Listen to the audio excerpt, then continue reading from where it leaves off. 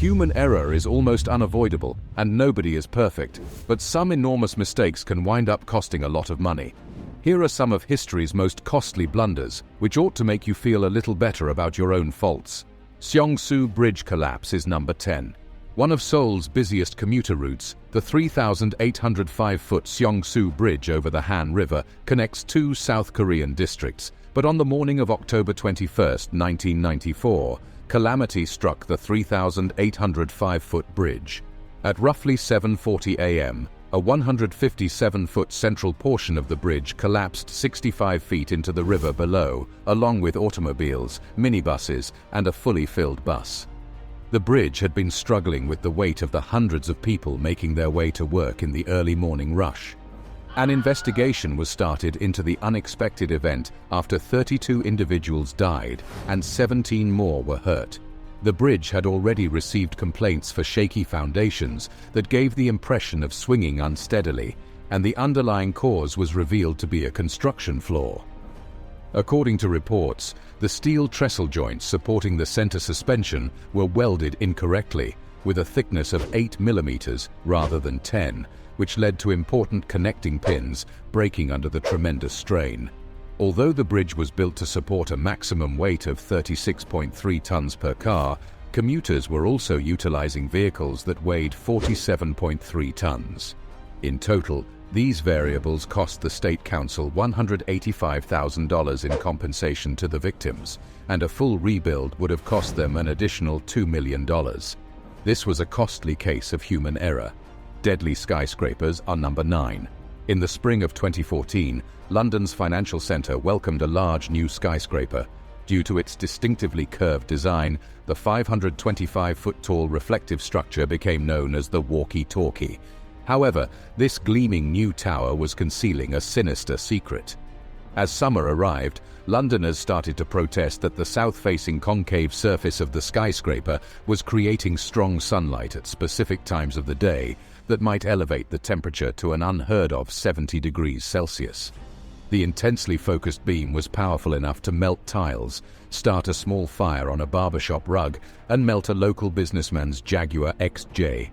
In the intense heat, one journalist even made an attempt to fry an egg. The newly dubbed walkie-scorchy needed to be stopped, so a brise soleil, a long-lasting sunshade, was permanently attached to the structure between the 3rd and 34th floors over the course of 6 months, costing more than $12 million.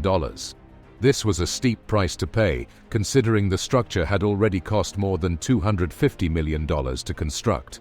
Ironically, Rafael Violi, an architect, also created the Vidara Hotel in Las Vegas, which had a similar issue and was known as the Death Ray because it burned sunbathers.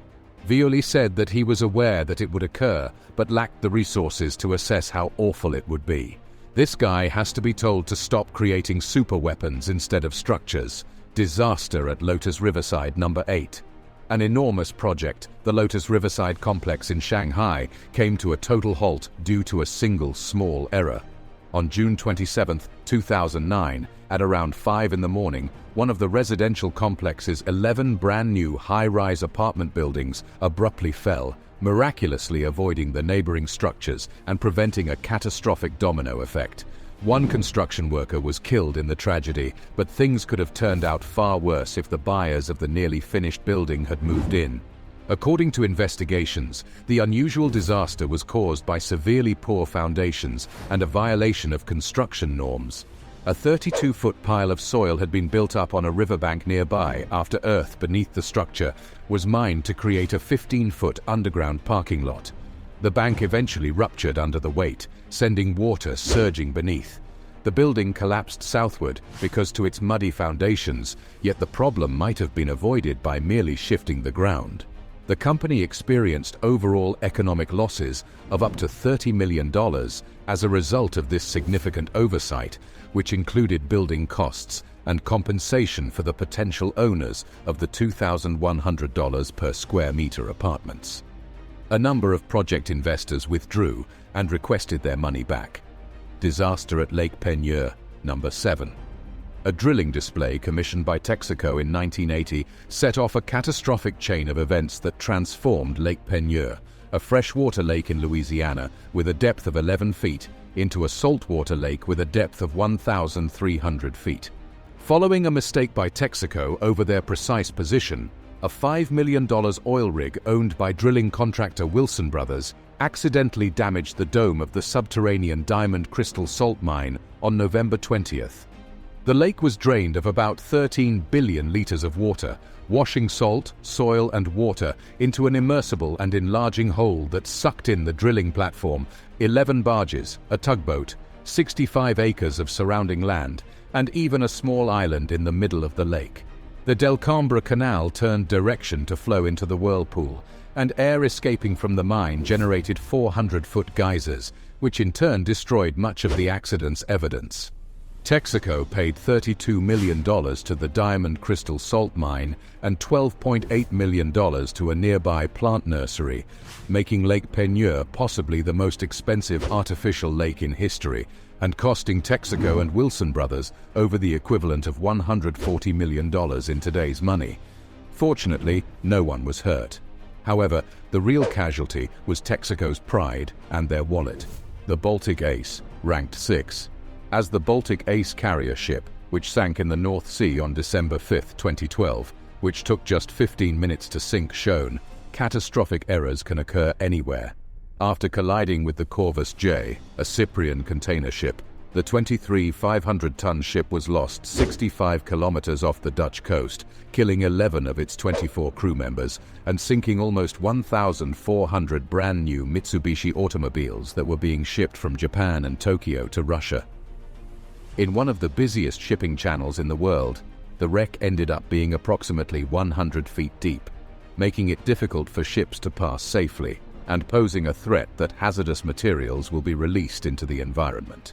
The company Reichswaterstaat hired partners Boskalis and Mamoet Salvage in March 2014 to remove the wreckage.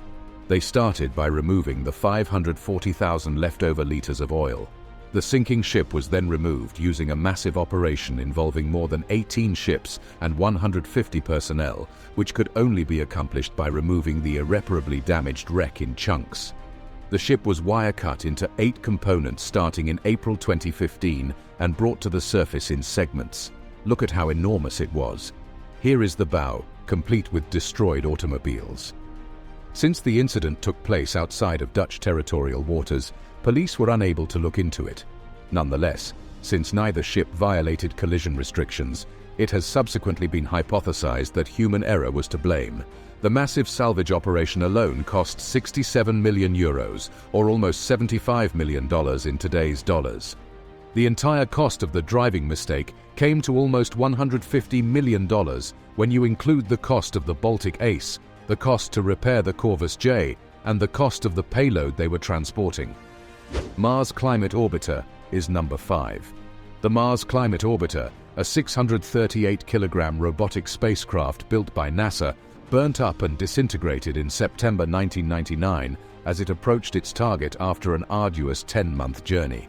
The orbiter was intended to study the Martian climate, but its inability to even make contact with Earth was completely the fault of the individuals who launched it into space in the first place. Lockheed Martin Astronautics in Denver, Colorado, used imperial measurements in inches and feet and crucially failed to recognize that the measurements required conversion. The navigation team at Jet Propulsion Lab had used metric units, measuring in millimeters and meters, to indicate the planned altitude of the spacecraft. As a result, it is believed that the track of the climate orbiter was perilously close to 57 kilometers of the planet's surface, where it violently skipped upon entry and was instantly destroyed. The entire operation failed due to this enormous disparity, and the mission, worth slightly over $328 million in 1999, was irretrievably destroyed. That is the equivalent of more than $500 million after inflation. I suppose it makes sense to use only one measurement method. The S81 Isaac Peral is number 4. It's simple to make mistakes, and by the time someone realizes it, it's frequently too late to fix the problem. However, this wasn't the case with the S81 Isaac Peral, an allegedly cutting-edge submarine built by Spain. The submarine, which is a new type for the Spanish Navy, was commissioned in 2013. However, due to its cutting-edge design, the Isaac Peral may never be able to surface again. This is due to the ship's amazingly undetected design defect, which makes it 100 tons overweight and effectively turns Spain's investment into a submarine that can only travel downward. According to reports, the error resulted from a calculation error involving a single decimal point that might cost an additional $9.7 million for every meter of the ship's hull that needs to be stretched to restore balance.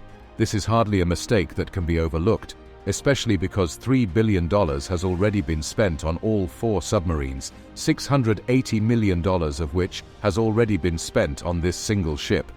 It's uncertain whether the S81 will ever truly see the light of day. Berlin-Brandenburg Airport is number 3, the 3rd busiest airport in Germany, and one of the top 15 in all of Europe will be the Berlin-Brandenburg Airport, which was planned and constructed to commemorate Germany's reunification following the collapse of the Berlin Wall.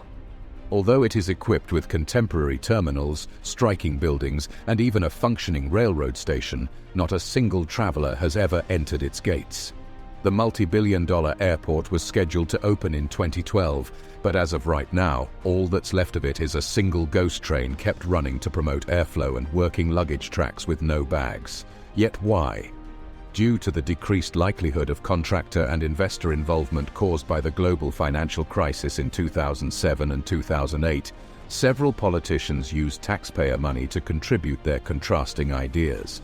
At one point, when construction had already started, the capacity inside the terminal building was doubled, and once the airport business realized the designer had not factored in any shopping, completely new retail floors were purchased. Following these delays, invitations for the grand opening were distributed in 2012, but the celebration was postponed when it was discovered that the entire fire prevention system was malfunctioning. Before the airport could be considered for use, 550,000 flaws were found that needed to be fixed, ranging from improper light bulbs to full cable systems installed incorrectly. The airport has already cost upwards of $6.5 billion, more than 3 times its initial budget, with millions spent each month to maintain the vacant edifice. Second, the Vasa. When the Swedish monarch ordered one of the most impressive battleships the world has ever seen in 1624, he made a grave error. On August 10, 1628, the Vasa, a new Swedish Navy flagship, was presented. To the horror of hundreds of eager witnesses, however, it hardly left Stockholm's harbour before sinking 105 feet below the sea. The vessel instantly crashed with the first wind blow, humiliating the king, who attributed its shortcomings on the long-dead designer Henrik Heibertsson.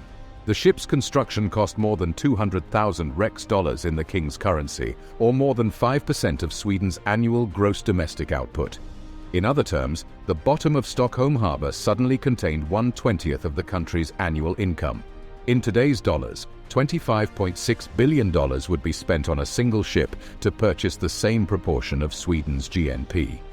The Vasa underwent a protracted restoration process that started in 1956 and didn't end until 1990, when it was presented in the Vasa Museum in 98% of its original splendor.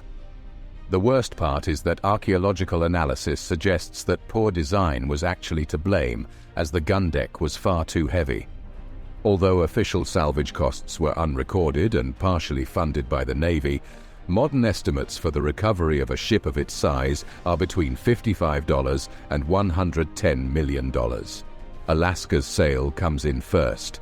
Alaska's sale ought to be sufficient evidence that you should be absolutely certain there is no value left in whatever it is you're selling. Alaska was formerly a highly profitable source of ice, tea, and fur for Russia, but in 1867 Russian monarch Alexander II no longer saw any financial benefit in holding on to the area. Due to the harsh weather and remote location, it was difficult to secure the area from attack. As a result, Russia reached a deal to sell the region to the US for $7.2 million. Alaska was first ignored by Americans as well, but in 1896, a significant gold deposit was found in the Yukon, indicating Alaska's actual potential as a gateway to an abundance of natural resources like oil and gold. The deal didn't generate much profit because the dollar's value was nearly equal to the Russian ruble at the time, but the US has more than made up for its loss 100 times over. The value of its oil and gas reserves alone, according to economists, is currently estimated to be approximately $200 billion. So this is one error that would make the Russian emperor turn in his grave. So tell us about the most costly error you've ever made and how it compares. Which of these egregious, costly mistakes caused you to facepalm the most? Please share your thoughts in the comments. Thanks for viewing.